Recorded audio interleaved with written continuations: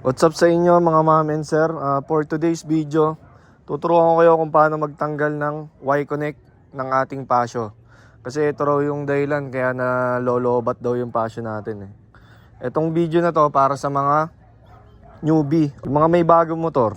Kumbaga, nire-recommend nung iba, tanggalin na raw tong Y-connect na to kasi ito yung nakakapagpalobat ng pasyo eh. Tsaka nakita ko rin sa group na ang daming nalolobatan ng pasyo. Kaya ang gagawin natin, i-guide natin sila kung paano tanggalin to. Let's go. Bali dito, syempre, ang first step natin, bubuksan natin yung upuan. Buksan muna yung upuan. Dito, makikita mo tong Yamaha na to. Ayan. Dito nakalagay yung Y-connect. Bali dito mga ma'am and sir, ito yung naglalak dyan eh. Push mo lang, tas angat. Ayan, matatanggal mo na siya. Harap mo ng paganyan.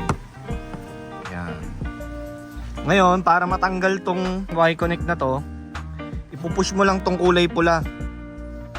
Ayan, push, tas huhugutin mo. Okay? Ayan, push, tapos hugot. Ayan, matatanggal mo na siya. Ganun lang kadali. Okay? Sa akin naman, tinanggal ko to. Pupush mo lang dito sa ilalim. Ayan. Ayan na. Ganun lang tanggalin to.